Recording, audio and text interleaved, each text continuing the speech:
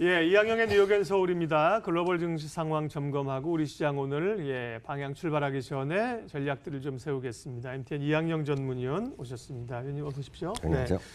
중국은 부양책 쓴다고 사실 어제 올랐는데 유럽이나 미국 증시는 또 밀렸습니다. 예, 내용 좀 알려주십시오. 네, 사실 장중에 보면 오전 미국 시간으로 보면은 네. 미국 동부 시간을 보면 오전장까지는 보합 정도였는데요. 예. 오후 막 접어들면서 12시 전후부터 해서 주가 훅 크게 밀려났었습니다. 다만 또 막판에 되면 거의 상당히 많이 회복을 했기 때문에 사상 최고가로 가는 것들도 있겠고요. 여전히 약보합 정도에 회복하는 것도 있습니다. 다만 그동안 좀 잘 나가던 주식들이 좀 쉬는 모습, 그렇기 때문에 나스닥이 한 0.6%, 그 정도 하락, 0.67%가 정확히 내렸고요. 다우와 S&P 협익은 한 0.4% 정도 내외니까 견조한 흐름을 보였습니다. 다만 금값의 상승세가 무섭게 이어지고 있는 것도 하나의 특징이 되겠습니다. 섹터별로 보면 요즘 기술주들이 여전히 중심에 있는데 하루 올랐다가 하루 내렸다. 그 변동폭이 보통 3일 연속으로 1% 올라가고 내려가고 이어지고 있기 때문에 시장이 한복판에 있겠고요. 저 그림에서 제일 밑이 유틸리티입니다. 유틸리티가 강세 현상도 여전히 이어지고 있습니다. 주시장의 하락에 대해서 여러 가지 얘기가 있지만 그래도 쉽게 말씀드릴 수 있는 것은 미국 주시장의 상대적 강세가 계속 이어지고 있는 데 대해서 막연한 불안감이 있다는 것입니다. 그림을 보여드리겠는데요. 미국과 선진국과 이머징 마켓의 2020년 이후 달랑 한 달 반 동안의 움직임인데요. 미국이 여전히 3.5% 여전히 플러스가 나 있습니다. 여기서 선진국은 북미, 즉 미국 그리고 캐나다 를 제외한 나라들이 되겠습니다. 그렇기 때문에 쉽게 반대로 보면 유럽 그리고 일본, 호주 등이 들어있는데요. 이 나라들은 좋을 것 같다 얘기 많이 했지 않습니까? 작년 10월, 11월에. 선진국은 오히려 마이너스 2.4%가 떨어졌고요. 이머징도 기대가 많았지만 역시 중국에 따른 영향이 자유로울 수 없죠. 4.9%는 하락했습니다. 그렇기 때문에 상대적으로 미국만 강한 거에 대한 경계 및 차익 매물이 언제라도 날 수 있겠고요. 두 번째는 모멘텀 주식들의 지나친 상승에 대한 부담감입니다. 여기서 말하는 모멘텀 주식은 쉽게 해서 빅5 같은 것들이 있죠. 마이크로소프트, 애플 이런 것들입니다. 추세적으로 주가가 올라가는 것들, 그런 것들이 시장 끌고 가고 있는 것들인데요. 최근 1년에 모멘텀 주식이 25% 올라갔습니다. 반면에 밸류 주식, 밸류는 주가가 아니라 실적 지표 등이죠. 실적이라든가 그리고 자산 가치 그리고 현금 흐름 등에 따른 프라이스 즉 밸류라고 얘기하는 건데요. 밸류 값이라고 얘기하는 건데 그런 주식들 중심으로 하는 건 10%밖에 오르지 않았고요. 특히 금년 들어서 보면 아주 더 극명하게 차이 나는데요.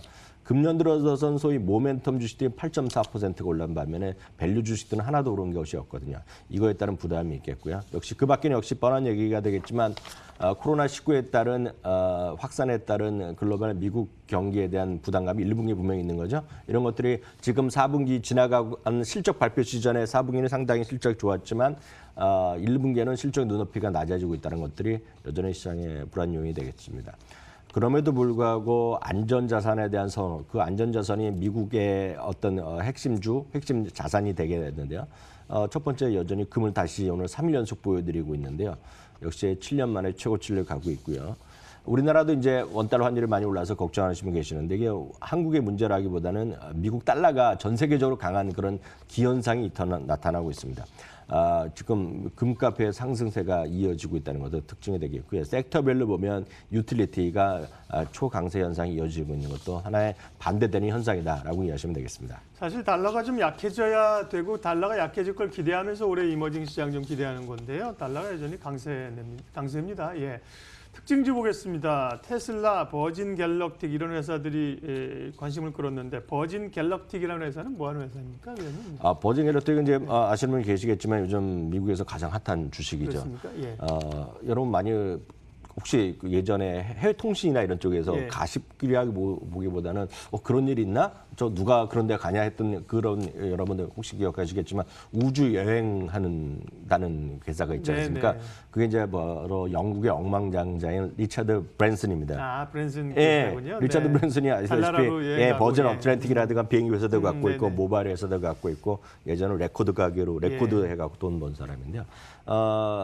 이분이 이제 2018년에 진짜 민간인들 한 6명 태우고 테스트를 했습니다. 90분을 우주로 이제 가는 거죠. 저 멀리서 하늘에서 이제 지구의 찬란한 모습을 보고 네. 달도 보고 이런 거 많이 보셨을 텐데 여기 90분에 지금 25만 달러의 가격 책정돼 있습니다. 3억 달러, 3억 원 정도 된 네네. 거죠.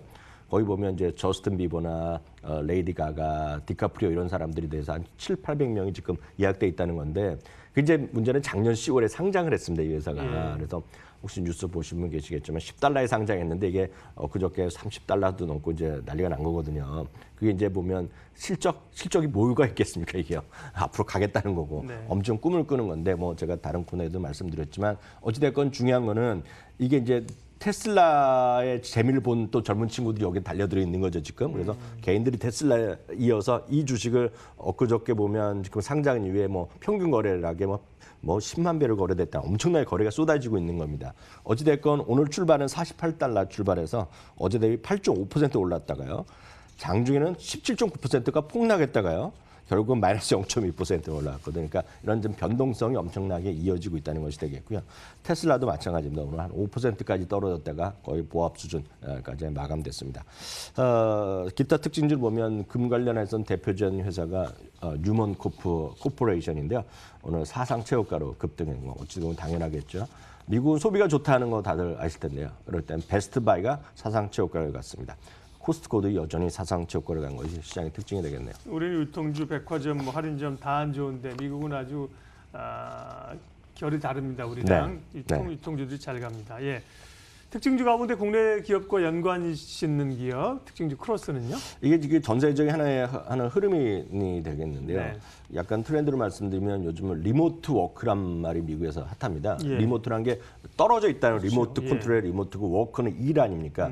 일 자체를 떨어져서 하는 겁니다. 그래서 한 곳에 집중, 대한민국은 사실 땅덩어리가 좋기 때문에 다들 서울 본사에서 많이 근무하는데 이제 해외는 그게 아니지 않습니까? 그래서 같은 회사들도 지역적으로 저 멀리 여러 군데 특히 하다 보면 워낙 샌프란시스코가 부동산 값이 워낙 비싸니까 나름 좀 저렴한 데로 가는 쪽들이 많이 유행하고 있거든요. 그러다 보니 우리의 개념과 달리 그 상당히 업무 자체를 멀리서 다른 데서 사무실 하더라도 같이 옆에 있는 것 같이 하는 소프트웨어가 많이 인기를 있거든요. 우리나라에서 이런 회사들은 아직은 이제 업무의 효율화라든가 그리고 이제 보안을 위해서 그런 역할을 하는데 미국은 이제 그거보다는 좀 더 옆에 있는 사람들이 모여서 직접 물리적으로 모여서 일하는 것보다는 다양한 곳에서 다양한 일을 화상으로 회의를 하건 업무를 하더라도 바로 옆에 있는 것 같이 할 수 있는 그런 솔루션들이 많이 있습니다. 대표적으로 이제 구글도 그런 걸 하는 거가 되겠고요. 마이크로소프트의 팀이라는 솔루션이 있는데 그게 바로 그런 거 지원하는 거가 되겠고요. 예전에 이제 저희 방송도 스카이프로 화상 연결하거든요. 예. 그런 것들이 예전에는 단순한 커뮤니케이션이었는데 이제 그런 것도 하나의 어떤 업무에서도 같이 쓸 수 있게끔 많이 발달되고 있는데 오늘 그와 관련된 기업 중에 하나를 말씀드리겠는데 줌 비디오라는 회사가 있습니다. 줌. 그러니까 심볼은 ZM인데요. 이게 쉽게 해서 이겁니다. 저희 방송 아직도 스카이프를 쓰고 있지만 미국이나 요즘은 스카이프를 별로 안 쓰고 줌을 많이 쓰거든요. 네. 그 이제 화상을 보시면 한 차원이 높습니다 지금. 그래서 저희 방송도 이걸 쓰자고 제가 몇 번 제안했는데 화상 여기 일단 놓고 요즘은 여러분 들어보셨지만 요즘은 세미나 이런 거를 예전에 많이 다 현장에서 모여서 하는데 네. 요즘 신조어 중에 하나가 웨비나라고 들어보신 분 계실 것 같습니다. 웨비나가 웹 있죠 웹. 예. 웹과 세미나가 합친 말이 웨비나죠. 요즘 우리나라 모든 행사 취소하지 않습니까? 근데 미국이나 서양은 워낙 세미나 오프라인 모이는 것도 있지만 그건 이제 만나서 뭐 한 잔 하자는 분위기고 실제로 보면 웨비나가 워낙 활성화돼 있거든요. 저 멀리서 올 수가 없는데 거기서 수많은 세미나 같이 하는 건데 그 솔루션의 최고의 기술력을 갖고 있는 게 줌입니다 지금요. 근데 이게 지금 작금에 이런 일이 벌어지다 보니까 더욱더 사람 모이지 않고 이것이 지금 미국, 중국도 마찬가지 화상회의가 활성화되고 있고 우리나라도 결국 전 그렇게 될 개연성이 크다고 보고 있는데 어떤 게 작년에 상장 이후에 재미없었는데 최근에 다시 주가가 고공행진에서는 사상 최고가 갔기 때문에 오늘 한번 특징주로 소개해봤고요. 국내 기업이 뭐 그런 게 관련된 거 있을까요? 국내 기업은 말씀드렸다시피 네. 아직은 별로 그런 솔루션이 있더라도 사용처가 별로 없었죠. 예. 그렇지만 제가 봤을 때 이런 솔루션들은 아주 고차원적은 아닌 것도 있다고 보고 있고요. 이런 쪽으로 만약 한다 그러면 대한민국에서는 역시 각 그룹사들이 갖고 있는 전산 솔루션 회사들이 대표적으로 상장돼 있는 건 삼성 SDS거든요. 그러니까 맘만 먹으면 할 수 있는 것들이거든요. 삼성 SDS도 있고 비상장인 LG기어도 있고 롯데도 있고 뭐 쌍용도 다 상장된 것들이 있는데요. 저는 삼성 SDS 이런 것들이 결국은 나중에 장기적으로 더 좋아질 수 있다. 그래서 삼성 SDS는 뭐 여전히 장기 매수 의견 드릴 수 있겠네요. 예, 뉴욕 앤 서울 오늘도 이항영 전문위원 함께했습니다. 잘 들었습니다.